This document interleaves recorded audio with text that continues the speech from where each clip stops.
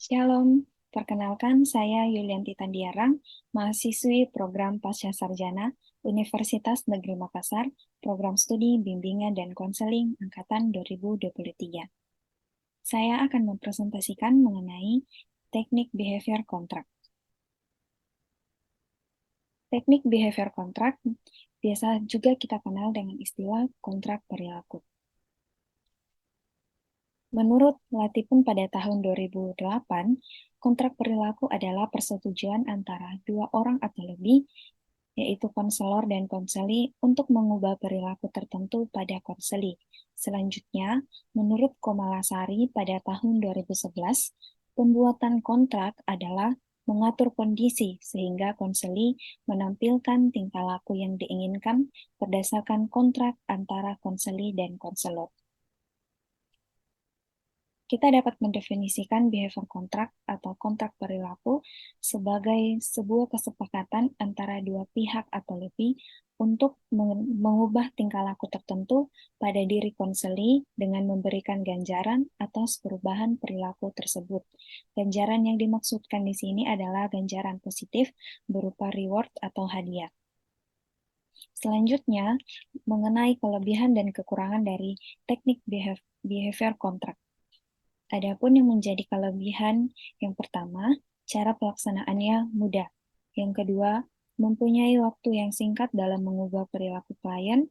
Dan ketiga, dapat diterapkan dalam konseling kelompok. Selanjutnya, yang menjadi kekurangan dari pelaksanaan teknik ini adalah apabila seorang konselor tidak dapat memberikan penguatan serta penjelasan yang baik, yang jelas terkait isi kontrak serta konsekuensi yang akan diterima atau yang akan dihadapi oleh konseli apabila ia melanggar kontrak, maka teknik tidak dapat berfungsi dengan baik. Adapun langkah-langkah dalam pelaksanaan teknik ini, yang pertama, kita mengidentifikasi perilaku yang akan diubah. Pada tahapan ini, kita perlu menspesifikasi perilaku negatif apa yang akan diubah. Kemudian yang kedua, kita mencari tahu seperti apa bentuk konkret dari perilaku ini yang dapat kita amati, dan kemudian kita mengukur baseline atau kadar kondisi awal perilaku tersebut. Tahap yang kedua, yaitu melakukan analisis ABC.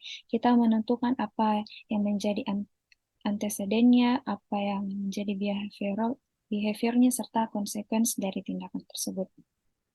Yang tahap ketiga, kita menyepakati perilaku target serta kriteria perubahan. Yang pertama, kita menyepakati perilaku target perubahan. Perilaku khusus apa yang diinginkan untuk dilakukan oleh konseli. Kemudian kita mengukur agenda perubahan, bagaimana pada bagian ini, bagaimana rangkaian tindakan yang harus dilakukan menuju perubahan perilaku yang diharapkan.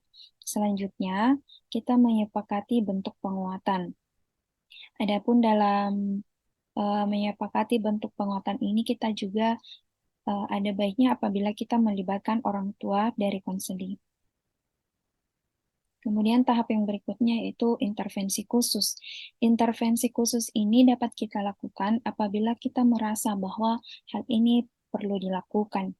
Tujuannya adalah untuk melatih konseli mengubah perilakunya, dan kemudian bentuk intervensi yang diberikan disesuaikan dengan bentuk perilaku yang akan diubah.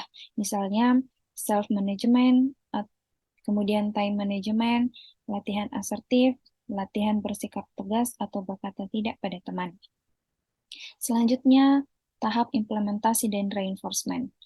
Pada tahap ini, kita memberi waktu kepada konseli untuk mengimplementasikan keterampilan baru yang telah dilakukannya melalui agenda-agenda perubahan yang telah kita tentukan bersama. Kemudian, pemberian reinforcement disesuaikan dengan kontrak atas perubahan positif yang telah dilakukan oleh konseli. Selanjutnya, tahap evaluation and maintain. Pada tahap ini, kita menilai kemajuan yang dialami oleh konseli pasca intervensi. Selanjutnya, kita mengecek apakah ada kesulitan serta hambatan yang dialami oleh konseli dalam implementasi tersebut.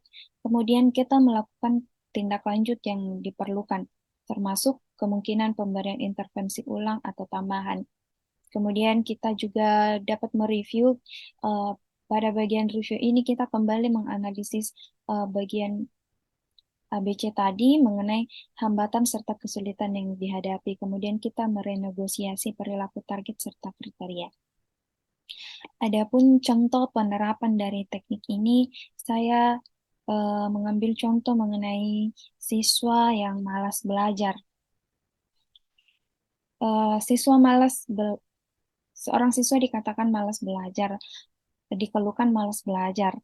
Kemudian setelah kita mengidentifikasi keluhan tersebut, akhirnya kita mendapat sebuah data bahwa ternyata siswa yang dicap malas belajar ini itu karena dalam kehidupan di sekolah ia sering datang terlambat. Eh, Perhitungan terlambatnya ini dilihat melalui waktu kedatangannya di sekolah. Ia datang di sekolah itu bisa misalnya 30 menit setelah bel sekolah berbunyi. Kemudian kita juga melihat frekuensi atau seberapa banyak keterlambatannya. Bisa saja kemungkinan ia terlambat setiap hari, 3 kali seminggu, atau bahkan hanya pada hari-hari tertentu. Kemudian em, pada tahap yang kedua tadi, pada analisis ABC, yang menjadi behaviornya adalah terlambat. Kemudian yang menjadi anteseden atau pemicunya karena ternyata ia lambat berangkat ke sekolah yang disebabkan karena ia lambat bangun. Kemudian ia ternyata lambat bangun karena pada malam hari ia lambat tidur. Mengapa ia lambat tidur? Karena ternyata ia bermain game sampai larut malam. Sementara yang menjadi konsekuensinya adalah karena ia mendapat peneguhan atau support dari temannya. Sementara punishment dari orang tua tidak ada. Orang tuanya tidak peduli. Kemudian tadi pada tahap yang ketiga menentukan perilaku target dan kriteria perubahan. Kita bersama dengan konseli menyepakati perilaku target perubahan yang akan dilakukan oleh konseli. Misalnya, eh, kita sepakat agar konseli tiba di sekolah itu jam berapa, misalnya jam 7.20. Atau selanjutnya, kita juga bisa mengukur agenda perubahan yang lain. Bagaimana rangkaian tindakan yang harus dilakukan oleh konseli untuk menuju pada perilaku target yang telah kita tentukan tadi, yaitu datang di sekolah pada pukul 6, pada pukul 7.20. Agendanya yaitu dengan menentukan jam berangkat ke sekolah, menentukan jam bangun tiap pagi, menentukan jam tidur, mengatur kegiatan, dan sebagainya. Kemudian kita bersama dengan konseli, kita juga menyepakati bentuk penguatan seperti apa yang akan didapatkannya apabila ia mampu memenuhi target tersebut. Kemudian pada bagian intervensi khusus, kita kembali melihat apakah memang intervensi khusus ini perlu kita berikan atau tidak setelah kita melihat progres yang telah dilakukan oleh konseli. Kemudian pada bagian evaluation dan maintain, kita melihat dan menilai kemajuan yang telah dilakukan atau yang telah dicapai oleh konseli sesuai dengan jadwal atau rentang waktu yang telah disepakati bersama. Baik, itu saja penjelasan saya mengenai teknik behavior kontrak. Sekian dan terima kasih.